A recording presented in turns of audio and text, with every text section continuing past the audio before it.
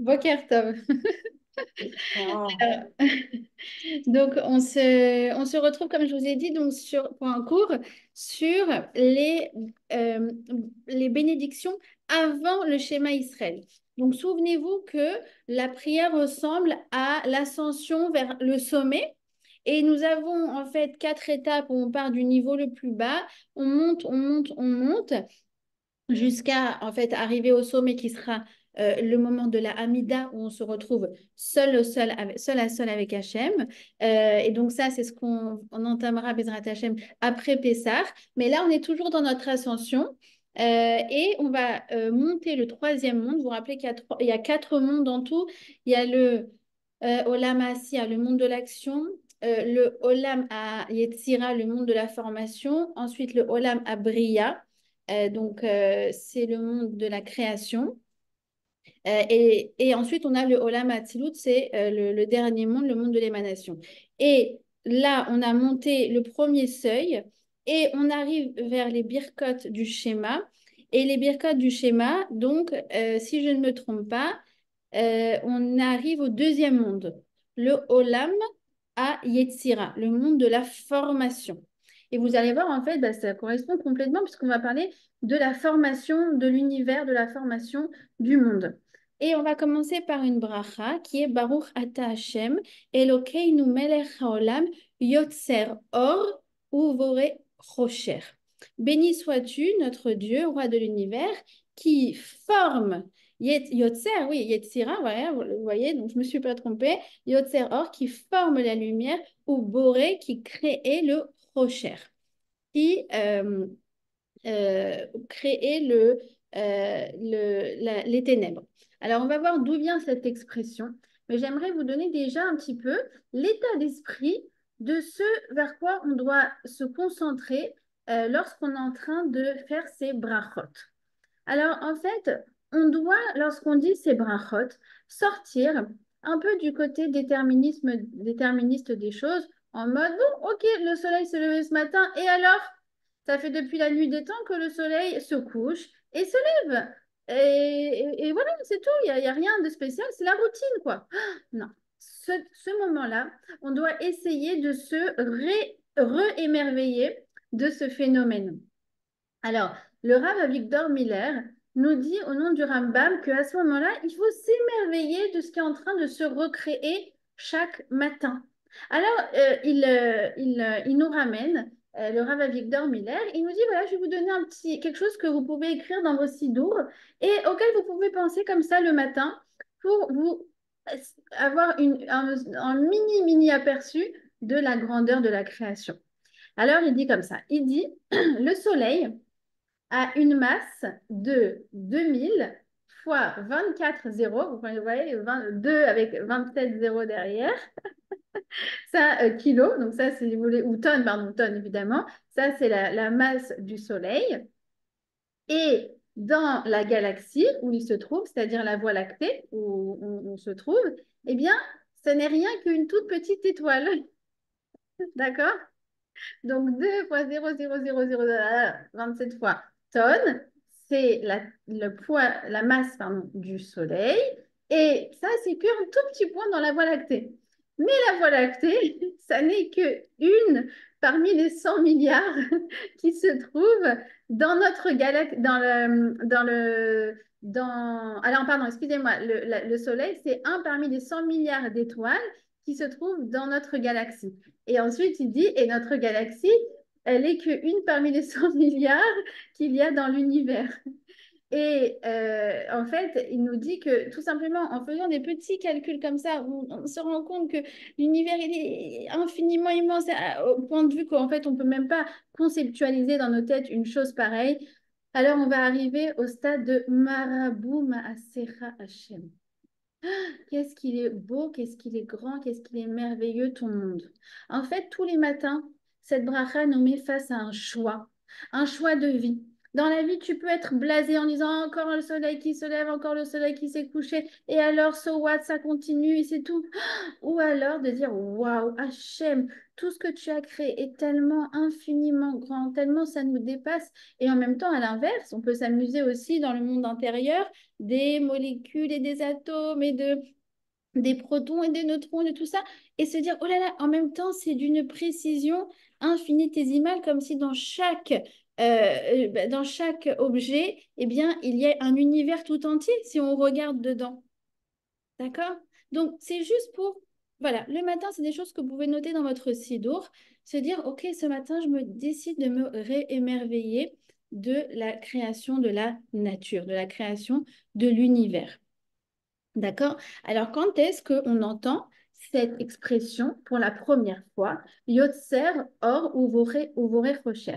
En fait, cela vient du Tanakh. Vous vous souvenez que ceux qui ont composé la prière, ce sont les gens de la Grande Assemblée, les Anshe Knesset Agdola, et que en fait, eh bien, ils se sont inspirés de certains passages du Tanakh. On avait dit que c'était vraiment par esprit prophétique, et ils avaient agencé la tfila de cette façon-là.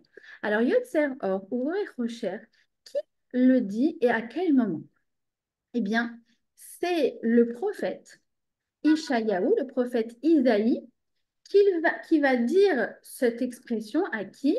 À Koresh. Vous savez qui est Koresh? On en a parlé quand on avait fait l'étude sur Purim. Koresh, c'est le roi avant Achashverosh. Et lui, c'est le roi de Perse. À ce moment-là, la Perse est une puissance multinationale. Et eh bien, le roi et le prophète Isaïe va rencontrer Koresh. Et Koresh, qu'est-ce qu'il pense? Eh bien, Koresh, il dit, tu sais, il y a le dieu du bien et le dieu du mal. D'accord? Ça, si vous voulez, c'est l'ancêtre de la pensée chrétienne. La pensée chrétienne, elle est comme ça. Elle joue sur une dualité qui est que les forces du bien et les forces du mal qui s'opposent. Or, qu'est-ce qu'il va lui dire Ishayahu, Isaïe à Koresh, à Cyrus? Il va lui dire, Yotzer or uvore chocher, ose shalom uvore ra, ani Hashem ose kol ele. Moi, je suis le Dieu qui forme la lumière, Yotzer or uvore chocher, et qui crée les ténèbres. Je, j'établis la paix et je suis l'auteur du mal, uvore ra. Je suis l'auteur du mal. On va expliquer ce que ça veut dire, bien évidemment. Bien évidemment. Moi, l'Éternel, je suis créateur de tout ça. Alors, en fait, on vient, et encore une fois, souvenez-vous, le matin, c'est une reprise de conscience. Aujourd'hui, c'est une nouvelle journée et on doit un peu réinitialiser, si vous voulez, notre logiciel, notre façon de voir les choses. Alors, comme je vous dis, la première chose, c'est qu'on va choisir de s'émerveiller et non pas d'être blasé. Et puis, la deuxième chose que l'on va faire, que l'on va réintégrer, eh bien, c'est que le mal n'existe pas. En fait, le mal, c'est un bien caché. Nous, on dit quoi? On dit non, il n'y a pas la guerre entre les forces du mal et les forces du bien. Il n'y a que Hachem. Et c'est Hachem qui gère ce monde. Et Hachem, il est Kulotov, il est bon, il est intégralement bon, il est le bien absolu. Mais quoi? Alors quoi, il n'y a pas de mal sur Terre? Bien sûr que si. Mais Hachem, il s'appelle Kel Mistater. Il est un Dieu qui se cache. C'est-à-dire que même son bien, eh bien, parfois, il se cache. C'est-à-dire que ça nous apparaît sous forme de souffrance, sous forme d'épreuve, sous forme de ténèbres, sous forme d'obscurité, mais en vérité, Hachem, tout ce qu'il fait, c'est bien. Et nous, qu'est-ce qu'on fait quand on prie? C'est ce qu'on avait dit, je crois, au tout premier cours sur l'introduction, sur la tefila. On dit d'accord, d'accord, d'accord, Hachem, on te fait confiance que tout ce que tu fais, c'est bien. Mais non, nous, on ne veut pas voir calmistataire, on ne veut pas voir un Dieu qui se cache, on veut voir le bien révélé. C'est d'ailleurs pour ça que lorsque on va célébrer la nouvelle année, qui est encore comme un peu le matin, vous voyez, c'est le nouveau début, c'est l'initialisation. Alors aussi au niveau de l'année, on a une nouvelle initialisation et c'est la fête de Rosh Hashanah. Hmm. Et vous remarquerez que chacun a ses coutumes. Voilà, chez les Tunisiens, c'est la pikaïla, les épinards. Chez les Marocains, bon, bref, chacun a son seder. Il y en a qui ont les dates, il y en a qui n'ont pas les dates. Mais quoi qu'il en soit, il y a une chose qui nous réunit tous. C'est quoi? C'est la pomme dans le miel. Pourquoi la pomme dans le miel? Et pourquoi, c'est quoi de vouloir commencer l'année en disant, oh là là, il faut absolument commencer l'année en mangeant la pomme et le miel. C'est quoi le sens de cette chose-là? Alors en fait, la pomme, ça représente le bien dévoilé. On voit un arbre, un pommier, il est joli, il est beau, il a l'aspect extérieur qui correspond à l'aspect intérieur. Et quand on voit cette belle pomme, comme elle dit, quand elle voit Chava, la pomme, elle dit Ta'ava la enaim, elle est beau ce fruit. Et après, quand on le mange, ce fruit, eh bien, son aspect intérieur, il est bon également. Tout est bon. Oui, c'est le bien qu'on apprécie, le bien qu'on aime. C'est quand les gens nous annoncent qu'ils se marient, c'est quand au Hachem il y a des bébés, c'est quand on est en bonne santé, c'est quand on voit le Ham Israël qui prospère, c'est quand les gens ils ont la parnassa. C'est le bien, c'est la pomme. Et à l'inverse, on a le miel. Le miel, c'est quoi? C'est la guêpe qui pique. Aïe, l'abeille, pardon, l'abeille qui pique. Aïe, aïe, aïe, aïe, aïe. C'est féroce, c'est dur, ça fait peur, c'est redoutable. Mais en même temps, quoi qu'il en soit, on se souvient que tout ça, c'est pour produire du miel.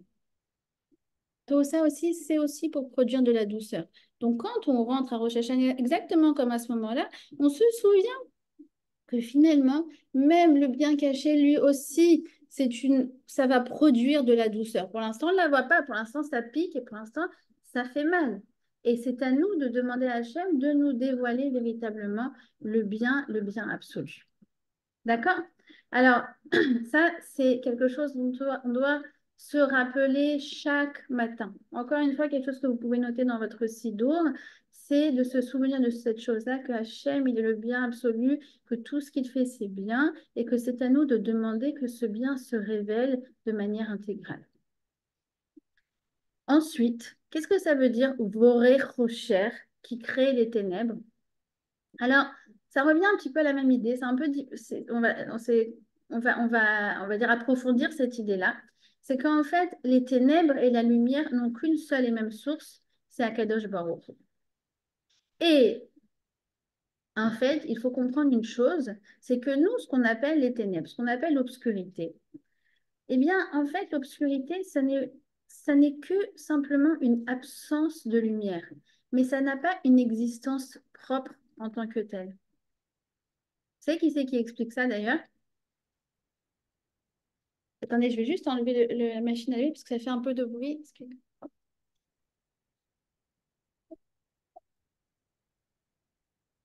Pardon, pardon. Il y a encore les bouteilles de vin de Pourim derrière. Alors, je sais qui c'est qui explique ça, qu'en fait, l'obscurité n'existe pas. C'est pas une existence en tant que telle, et ça n'est qu'une absence de lumière, c'est Einstein. On dit que quand il était étudiant, eh bien, il y a un professeur qui a commencé justement à un peu prêcher la même chose que Koresh, que Sirius. Il y a le bien, il y a le mal, etc. Et il y a un étudiant, en fait, c'était Einstein, il a dit, attendez, avant de vous répondre, je voudrais vous poser une question. Est-ce que le froid existe? Alors, le professeur, il dit, bien sûr que le froid existe.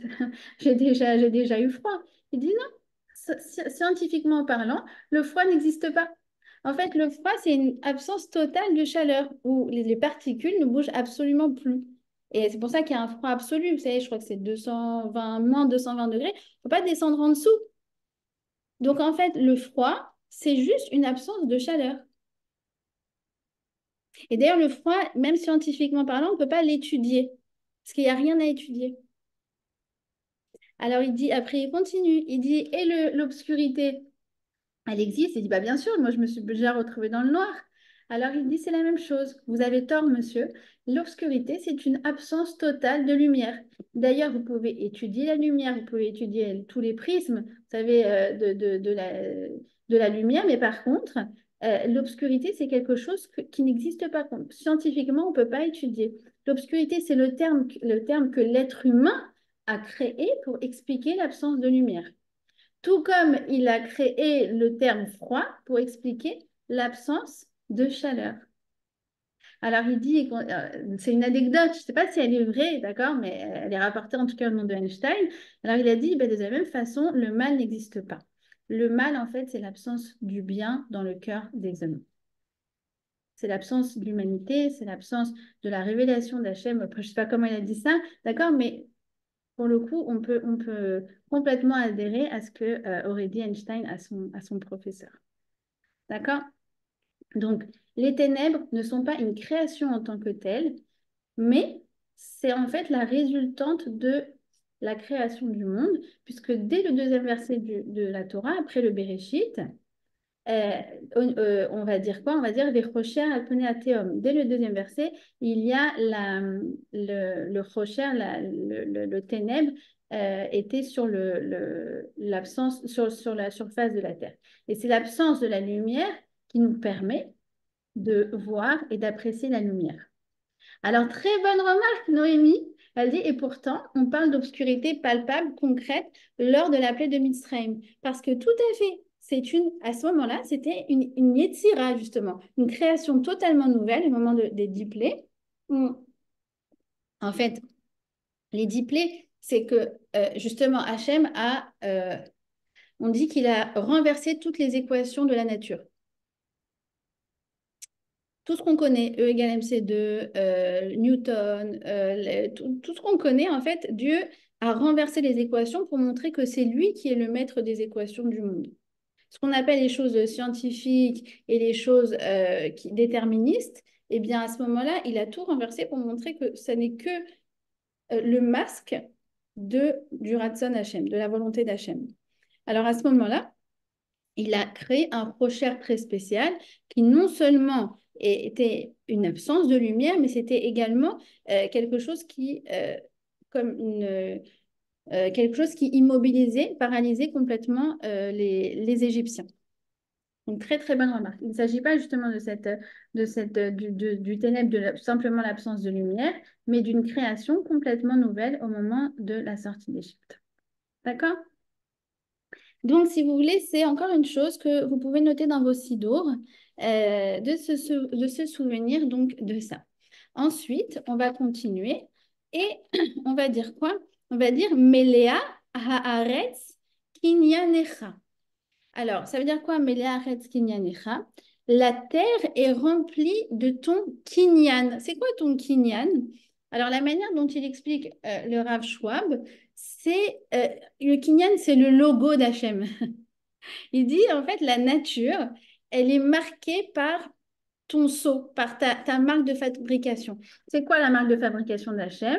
Eh bien, c'est toute l'intelligence qu'il a mis dans chaque animal, dans chaque plante, même dans chaque pierre, dans chaque cellule, dans chaque molécule.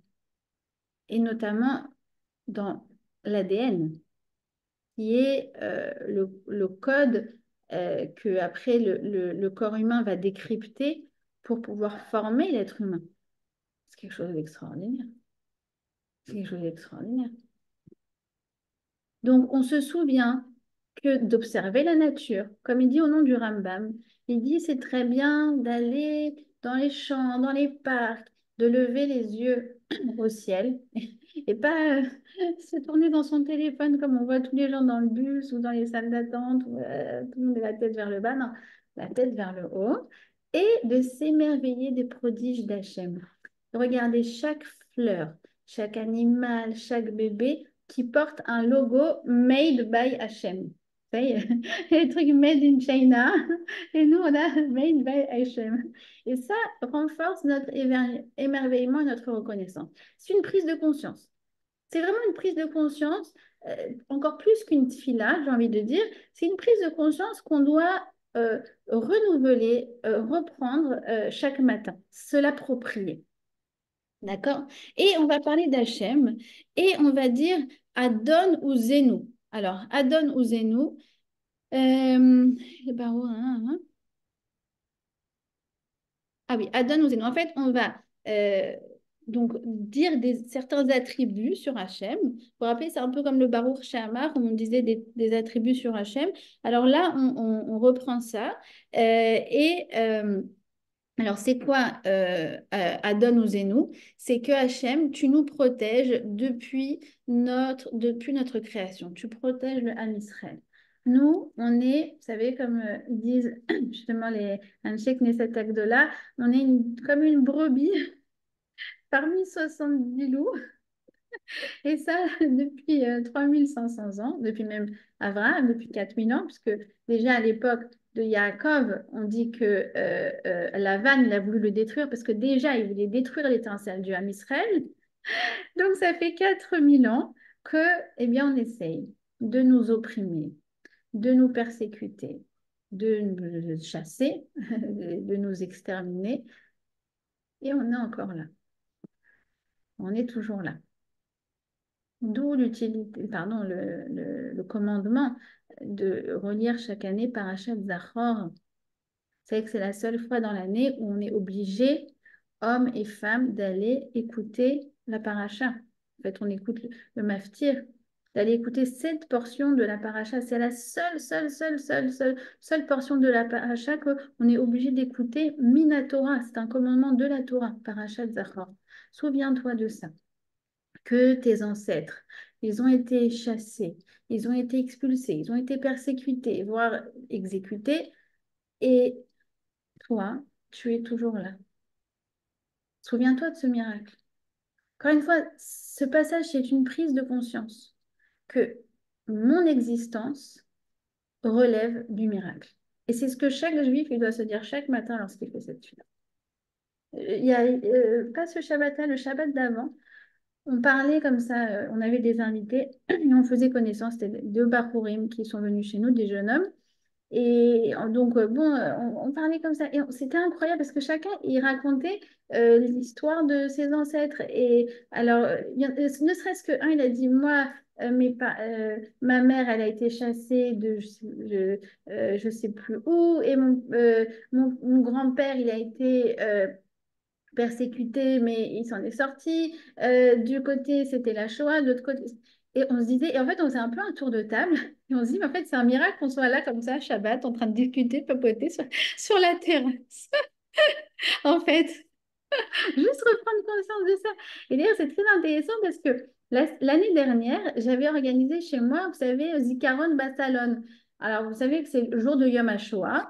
Il y a une petite tradition depuis 10-12 ans qui est d'inviter chez soi un rescapé de la Shoah et d'inviter des amis, que ce soit quelque chose, voilà, un témoignage, mais qui soit intime et... pardon. Excusez-moi. Euh, donc, qu'il soit voilà, comme ça. Et donc, j'ai fait venir bon, une dame extraordinaire. C'était magique. C'était vraiment magique. Pourquoi? Parce qu'elle a raconté, donc c'était Madame Zerbib, peut-être certains la connaissent, Madame Eve Anne Zerbib, celle qui a traduit le livre du Rav Dessler, le livre du Rav Ovadia. C'est une grande femme. Euh, et en fait, elle a raconté que ses parents, après la guerre, euh, ils ont monté d'abord un orphelinat pour tous les enfants qui avaient échappé voilà, aux griffes des nazis, mais qui s'étaient retrouvés donc, sans famille. Et que petit à petit, donc, cet orphelinat est devenu une maison pour étudiants, notamment des étudiants qui venaient d'Afrique du Nord et qui, vous savez, comme à l'époque, les parents envoyaient les jeunes pour aller faire leurs études en France. Et donc, c'était une maison, c'est devenu une maison d'étudiants. Et à ce moment-là, alors il y avait un monsieur qui s'appelait Monsieur Koskas, âgé de 89 ans, 90 ans, je crois, qui s'est levé et qui s'est mis à pleurer et qui a dit, mais moi, j'ai été recueilli par vos parents. Et c'était pas du tout prévu comme scène. Ça s'est passé à la maison, dans le salon. Et en fait, après, il a pris la place à côté de Mme Zerbib et il a commencé à raconter plein d'anecdotes. Moi, j'ai encore des larmes aux yeux. Je pensais plein d'anecdotes sur les parents extraordinaires. Monsieur et Madame Samuel, pour ceux qui ont entendu parler, Monsieur et Madame Samuel, les parents donc, de Madame Zerbib. Et c'était magique comme moment. Et ben, à ce moment-là, dans la même soirée, figurez-vous que moi-même, j'ai découvert que mon grand-père en Tunisie. Donc là, ma mère, du coup, c'était un peu une soirée où tout le monde à la fin a commencé à prendre la parole, dont ma mère. Et elle a raconté que son père, donc mon grand-père, eh bien, il avait été pris par les nazis parce que les nazis sont arrivés en Tunisie. On raconte pas beaucoup ça. Ils sont arrivés en Tunisie et alors ils ont déporté très peu de personnes, Baruch Hashem. Il y en a un qui est très connu, c'est, vous savez, Victor Pérez. Vous avez déjà entendu parler de lui? C'était le champion de boxe français. Ah oui. Pérez. Il était champion de boxe français. Alors, il habitait en Tunisie, c'était un protectorat à l'époque. Et Victor Pérez, il est mort à Auschwitz. Et il était tunisien. Voilà. Et en fait, j'ai découvert que mon grand-père avait fait des travaux forcés pour les nazis. Je n'étais pas du tout au courant. Donc, voilà, on lit tout ça, on se remémore tout ça. Et en fait, chacun, il a forcément une histoire, même des dizaines parmi ses ancêtres, et encore de nombreuses qu'évidemment, il ne le connaît pas. D'accord? Donc, c'est ça, Adon ou Zénou. On se souvient que notre présence et le fait que ce matin, on s'est levé pour dire notre tefila, ça révèle d'un miracle surnaturel.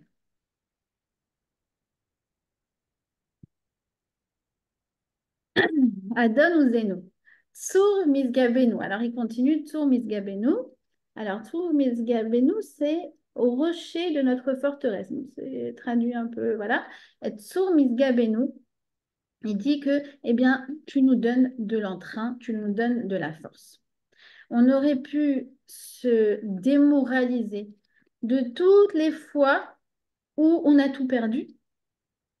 Alors parfois, ça n'est que matériel, comme ceux qui ont été expulsés d'Espagne, mais parfois, c'est des familles entières qui ont été décimées. Eh bien, par un miracle incroyable, Hachem, tu nous as donné la force de recommencer après avoir tout perdu. Et c'est pas que il y a 3 générations, hein. C'est tout. C'est après les exils, après les 2 destructions du Beth Amikdash, après l'époque des Babyloniens, Nebuchadnezzar. On a perdu quand même 10 tribus. On a perdu 80% du Ham Israël à cette époque-là. On aurait pu se décourager.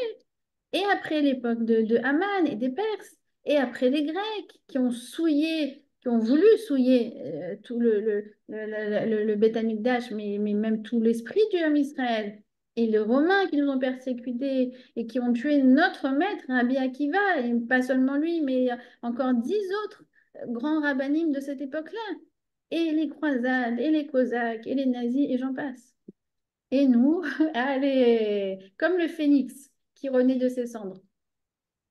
Comment on dit phénix en hébreu? Offrol. Offrol, un oiseau, il renaît, voilà, de ses cendres. C'est nous. On a même réussi à faire, on est trop fort, on a réussi à faire renaître une langue morte. C'est pas mal quand même. Vas-y, essaye de faire renaître. Tu prends un peuple en tête, tu dis, bon, maintenant on va parler en latin.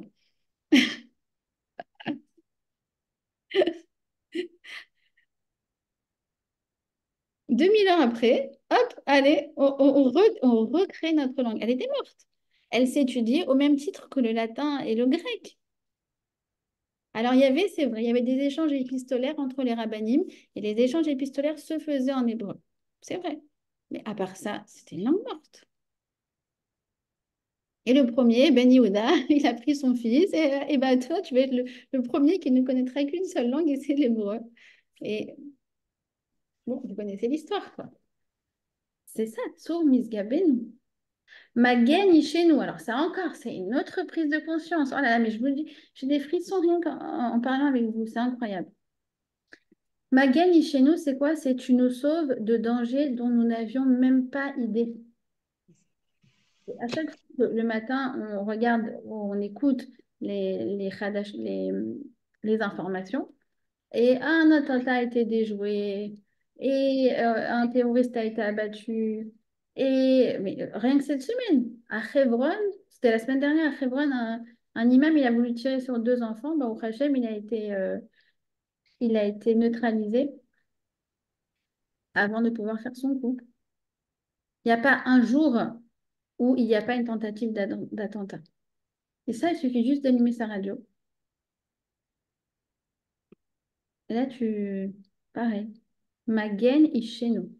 Tu nous protèges alors qu'on n'avait même pas conscience de tous les ennemis qui veulent nous détruire. Et on va continuer avec El, Barbour, Gadol, Dea, Achin, Echin, Ufal, etc. Alors, c'est quoi? C'est un aleph-bet. C'est encore une fois des tribus, des attributs d'Hachem. Et en fait, c'est toujours, vous savez, on dit qu'on est sur, on monte le sommet.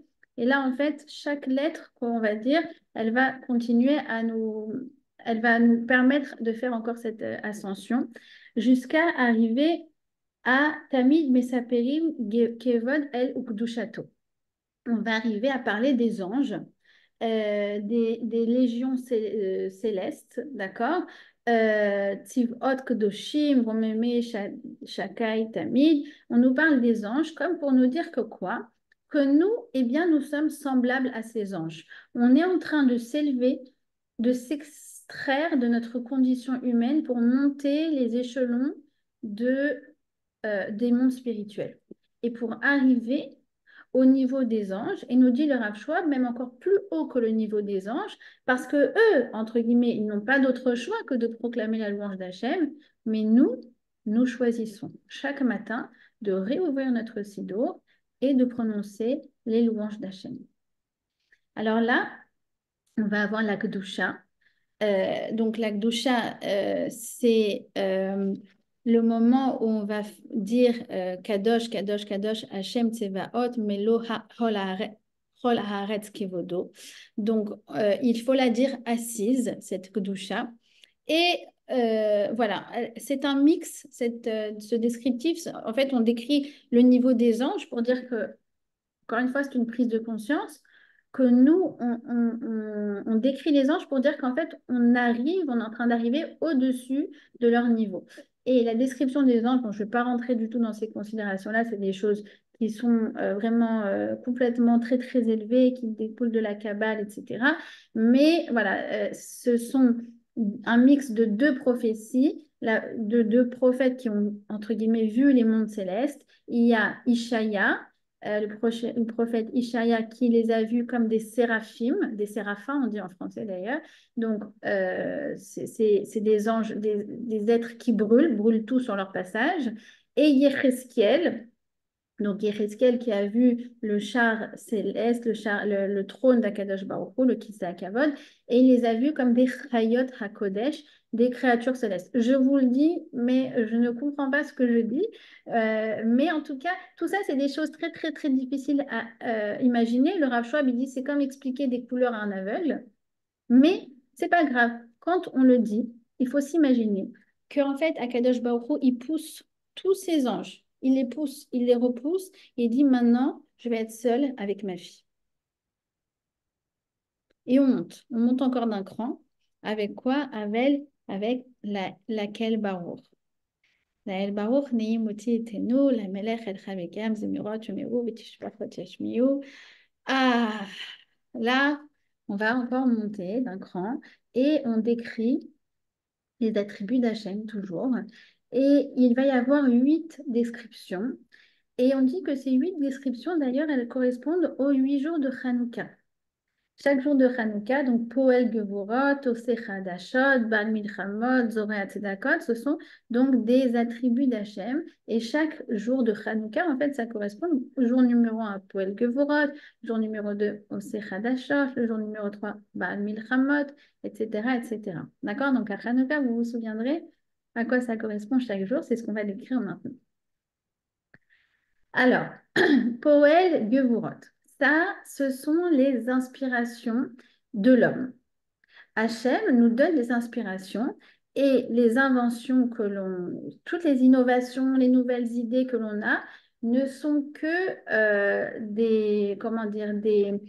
c'est Hachem qui nous envoie de son intelligence. D'accord? Il met des idées en tête. Euh, il y avait un Rav qui expliquait qu'il prenait il y avait un monde qui s'appelait le Olam Hatzilut, c'est le monde des idées. Et en fait, Hachem, hop, il va choisir un comme ça et un autre et un autre et il va leur envoyer des nouvelles idées. Ça va être des idées qui vont être des idées de start-up, des idées de business, des idées de thérapie, des idées de thérapie voilà, psychologique, mais aussi des remèdes. Tout ça, en fait, ce sont des recettes d'Akadosh Baruch Hu qui met ça dans la tête de l'homme. Et c'est pour ça qu'après, le deuxième, c'est Ose Hadashot. Ça nous permet, Ose Hadashot, qui crée comment on traduit Hadashot? Des innovations.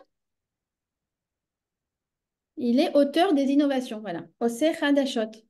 En fait, c'est ça, c'est que toute forme d'innovation, c'est quoi? C'est jamais quelque chose vraiment de nouveau. C'est nouveau pour nous. Mais en fait, l'idée, le concept, il préexiste déjà depuis Bereshit.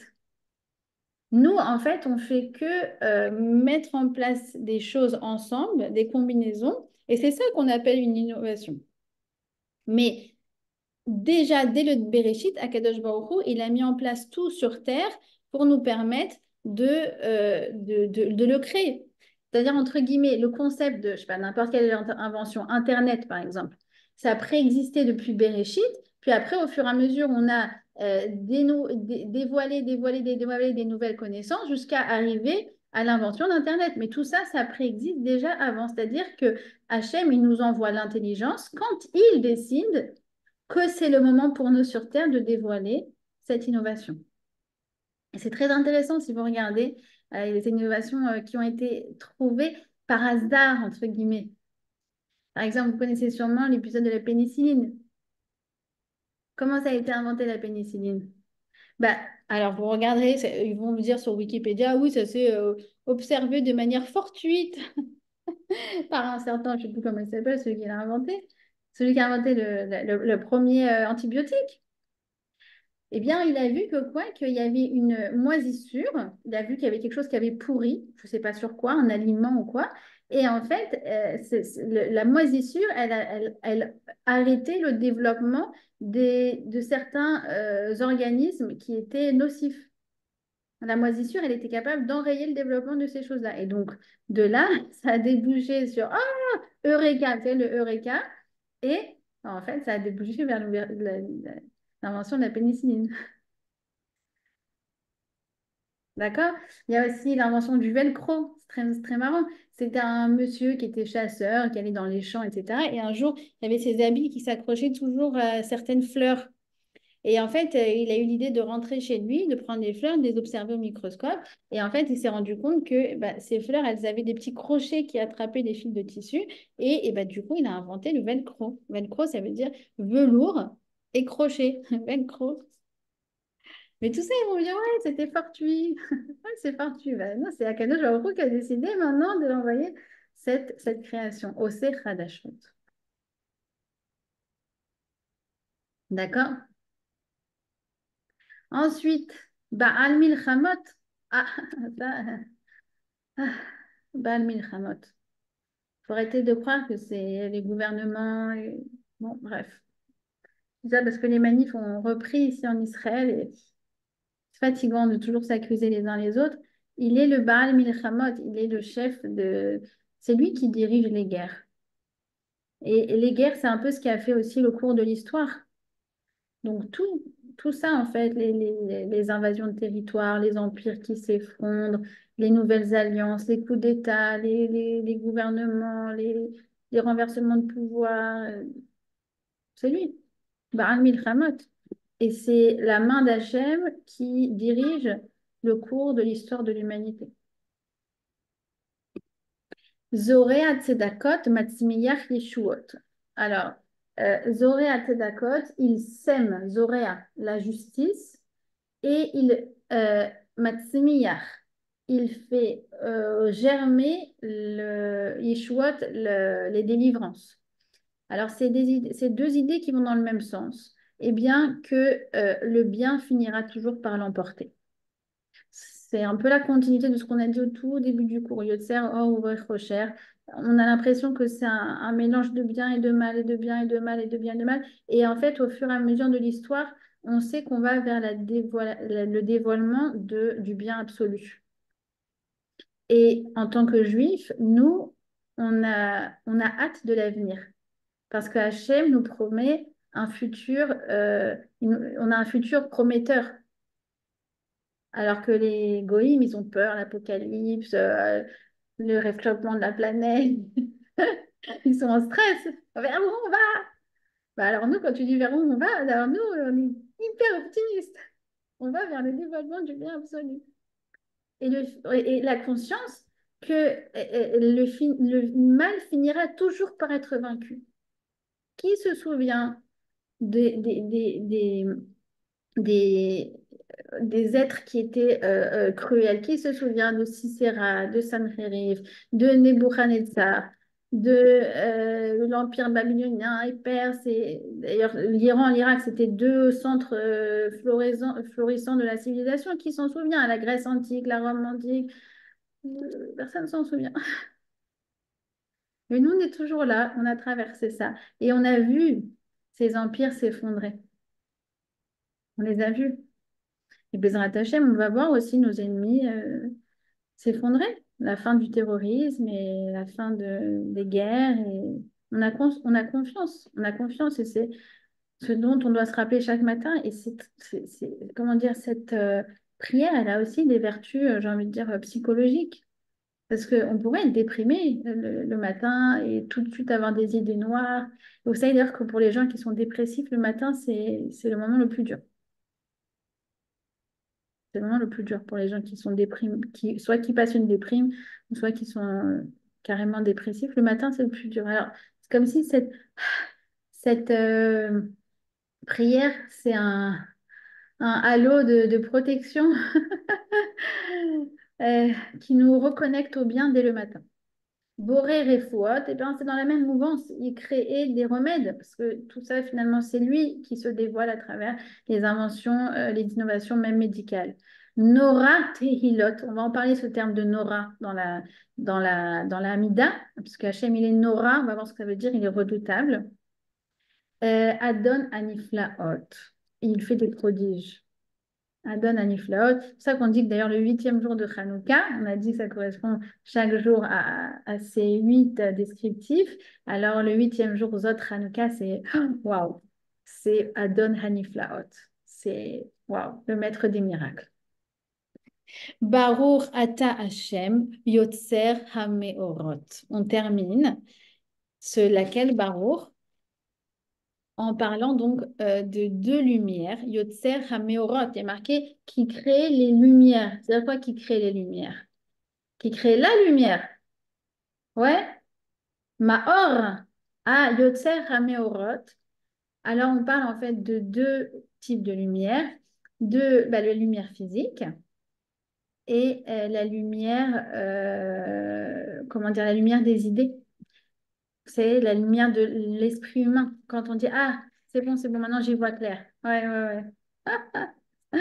C'est d'ailleurs la première lumière que Hachem a créée. Quand on dit que que Hachem a dit Vaillé or, alors ça, il l'a dit avant de créer le soleil. Tu dis, ah bah c'est bizarre, il a créé la lumière avant le soleil. Oui, parce qu'en fait, il a créé deux formes de lumière. Il a créé d'abord la lumière de l'intelligence, la lumière de la Torah.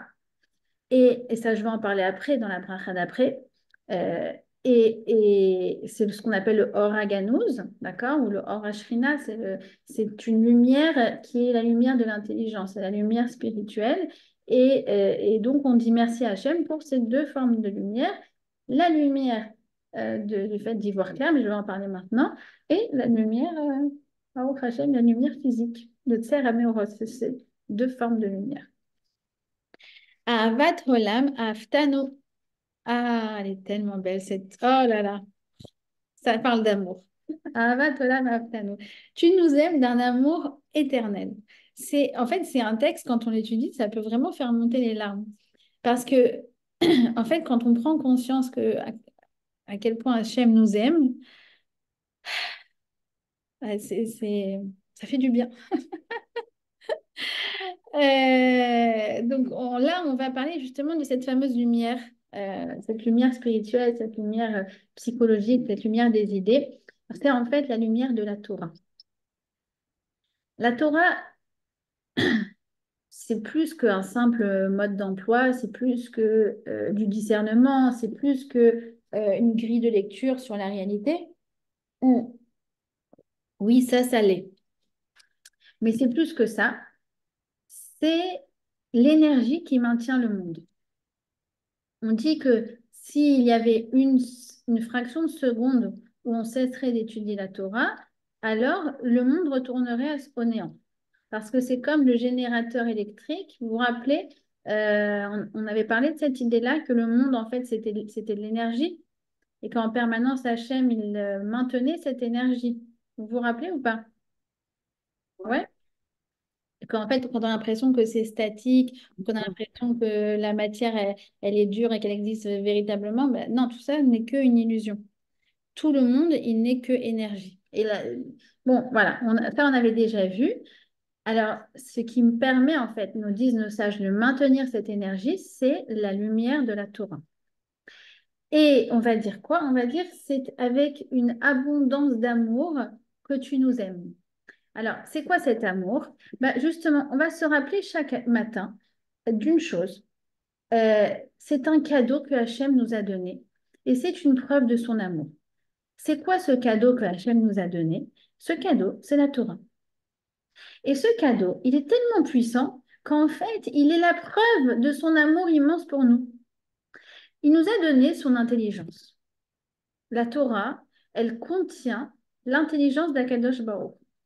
Alors, je vais pas, je crois que je vous avais déjà expliqué cette idée que la Torah, oui, c'est comme un fichier zip qui contient toute l'intelligence d'Hachem. Oui, on avait déjà vu cette idée-là? Et que, voilà, Ouais. il nous a donné la Torah orale qui va venir en fait décrypter, décrypter, décrypter tout au cours des générations cette intelligence divine. Mais pourquoi on se souvient de ça? Parce que c'est pas juste que on est le peuple d'Hachem et qu'on a pour vocation à amener la lumière au monde. Tout ça, c'est vrai, oui. Mais là, en fait, on se connecte à quelque chose de beaucoup plus grand. Hachem, il nous a donné la Torah par amour. Pas pour lui, mais pour nous. Comme un enfant dont le père lui dit, regarde, je t'aime tellement que je vais t'apprendre toute la sagesse du monde. Pourquoi? Pas seulement pour que tu la diffuses. Oui, c'est vrai. Pour que tu sois un bon exemple. Oui, c'est vrai. Mais parce que je t'aime. Et comme je t'aime, je vais te faire le meilleur cadeau qui soit. Et Akadosh Baruch Hu nous a donné sa Torah. Et sa Torah, c'est ce qui nous aide, c'est ce qui nous oriente, c'est ce qui nous protège, c'est ce qui nous relève dans toutes les situations, dans toutes les générations, dans toutes les civilisations auxquelles le juif a un jour appartenu et auxquelles il a été confronté. Pour se souvenir de qui il est, mais surtout de qui lui a donné. C'est Akadosh Baruch Hu. Et comment lui a donné? Avec un Ahava Gdola, avec un grand amour. Et c'est pour ça qu'on a besoin de la Torah. Parce que la Torah, elle nous redonne la vue. Elle nous redonne la vue sur tout. Et aujourd'hui, c'est vrai qu'après 2000 ans d'exil, tu vas voir malheureusement beaucoup de juifs qui sont assimilés. Et on a l'impression que la plupart des juifs ont oublié la valeur de la Torah. Comment c'est possible? Parce que du fait de la galoute, du fait de l'emprise des nations sur nous, euh, en fait, les civilisations auxquelles on a appartenu, notamment la civilisation occidentale, qui est la résultante, comme je vous ai dit, de la philosophie gréco-romaine, alors en fait, toute cette civilisation, elle a fait qu'une chose, c'est amoindrir la valeur de la Torah. Et du coup, ce pauvre juif là-bas, en province, ou je sais pas où il est, il sait plus qui il est, et quelles sont ses valeurs. Et pour lui, il a l'impression que c'est primitif en comparaison à la science expérimentale. Parce que c'est ce que malheureusement les nations ont voulu nous faire croire à nous-mêmes sur la Torah. D'accord? Alors, on pourrait se dire d'ailleurs que, entre guillemets, finalement, par rapport à ce qu'on disait, que voilà, c'est Hachem qui envoie les innovations. C'est intéressant de voir que finalement, Internet, eh ben, c'est un véhicule, ça véhicule la Torah aussi. Oui, s'il n'y avait pas Internet, on ne serait pas là en train d'étudier dimanche matin la Tfila. On n'aurait pas étudié Eshet Raïl, Megillat Esther, Megillat Ruth, Megillat Techa, les Télim. On n'aurait pas vu tout ça. Vous qui êtes, voilà, moi qui suis à Tel Aviv, on n'aurait pas eu cette possibilité-là. Alors, à Kadosh Baruch Hu, en l'an 2000, il s'est dit, ou je ne sais plus c'était combien, 90, il a dit, hop, allez, maintenant on va créer une nouvelle innovation, ça s'appelle Internet. Alors, évidemment qu'elle a ses dangers, évidemment. Mais comme toute innovation, elle a en fait, si vous voulez, le côté dangereux qui est équivalent au côté positif. C'est toujours comme ça. Commencer à Saloum, comment on dit? En tout cas, Hachem, il a toujours créé les choses de manière ambivalente, où le potentiel en positif, il est toujours équivalent au potentiel en négatif. D'accord? Donc évidemment qu'Internet a ses dangers, mais Internet, c'est un merveilleux outil de diffusion de la Torah. Et quand on pense à ce pauvre provincial qui était tout seul dans sa province et qui savait même pas ce que c'était être juif, bah, Baruch Hashem, depuis l'explosion d'Internet et de toute la diffusion de la Torah par Internet, aujourd'hui, il peut savoir qui il est. C'est pas mal. Vous voyez qu'il faut toujours voir les choses de manière positive. On avance vers le dévoilement d'Hachem. On avance vers le dévoilement du bien. Souvent, vous imaginez, pendant 2000 ans, on se disait, ah là là, mais comment tout le monde va savoir comme ça d'un coup que Mashiach arrive? Mais là, s'il arrive, c'est bon. En 5 minutes, l'information, elle est passée à tous les juifs de la planète, où qu'ils soient. Vous voyez? Donc, on avance, on avance, on avance.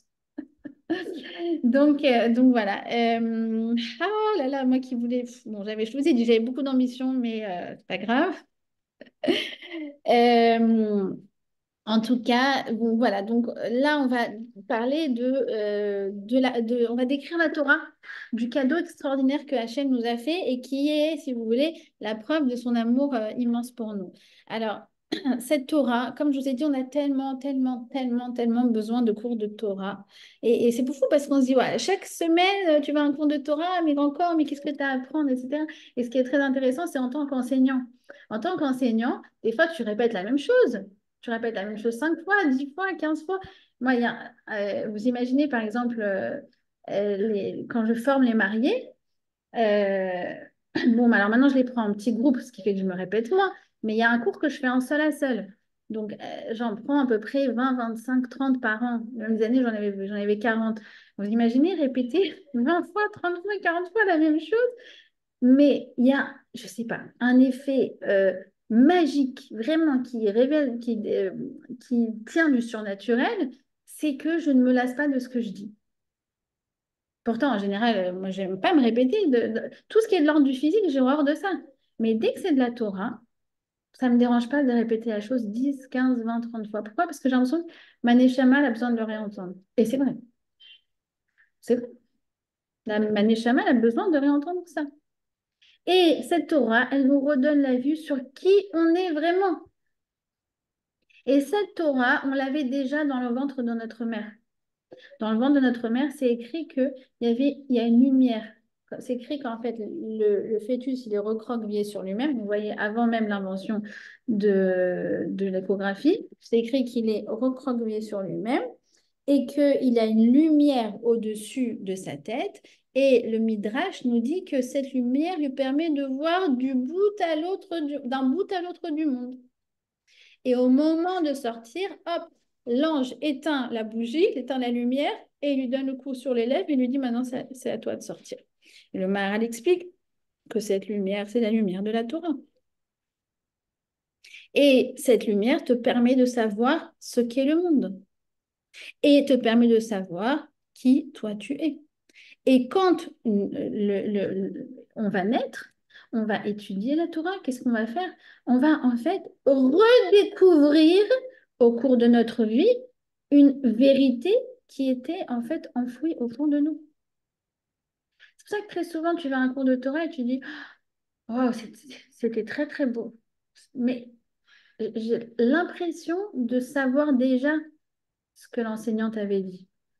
De manière intuitive.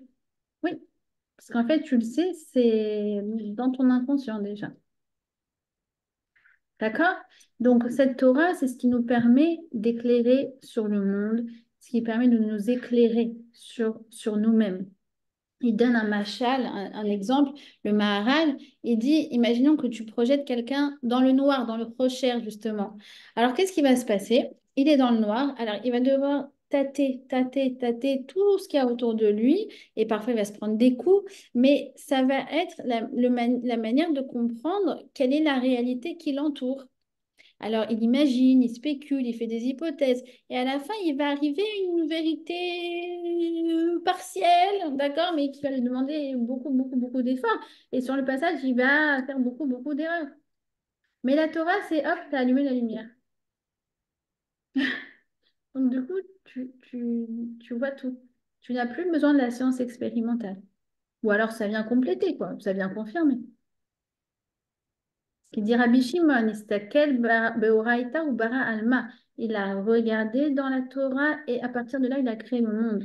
La Torah, c'est l'ADN. Vous vous rappelez, on a dit que l'ADN, c'est ce dont le corps se sert pour après former le monde.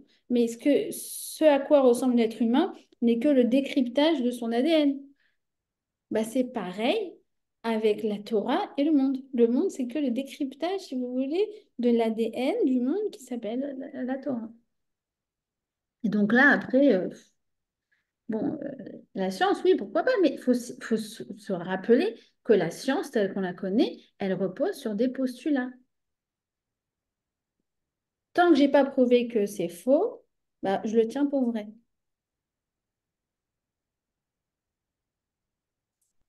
Faites des cours d'épistémologie un peu. Non, je rigole. Non, mais juste pour... Voilà quoi. Donc, pourquoi pas? Mais il n'y a aucune supériorité, absolument aucune sur la Torah. D'ailleurs, on voit bien. On voit que, par exemple, comment ça s'appelle? Le nombre de jours de la révolution de la Lune, excusez-moi. Donc, c'est 29, je sais pas combien de chiffres après la virgule, d'accord? Peut-être 5 ou 6 chiffres. Donc ça, c'est les satellites qui nous ont donné comment on appelle ça? La Circonférence. circonférence, merci, de la Lune au-dessus de la Terre, c'est ça? Alors en fait, si vous regardez donc, dans la Gemara Rosh Hashanah, on arrive exactement au même chiffre. Et c'était il y a 2000 ans. Et c'est à la virgule près. Pareil avec bah, justement la vaccination. La vaccination, Pasteur, c'est écrit dans Yevamot que quand un animal quand quelqu'un a été mordu par un chien, alors il inocule des particules qu'il y avait dans l'estomac de l'animal. C'est écrit dans Yevamot. Là, on dit même, je ne sais pas si c'est une légende ou si c'est réel, que Pasteur aurait vraiment découvert le principe de la vaccination dans le Talmud. Donc, c'est bon, on est pareil. Depuis, depuis qu'on a reçu la Torah, on sait ce qui est le monde. La Torah vient et me dit quel est le monde. Et c'est la sagesse suprême. Et malheureusement, avec la galoute, on l'a oublié.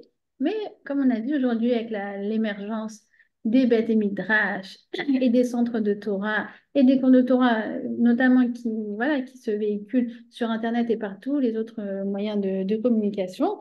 Alors, bah, au Hachem, je pense qu'on reprend conscience de ce cadeau extraordinaire que Kadosh Baruch Hu nous a donné.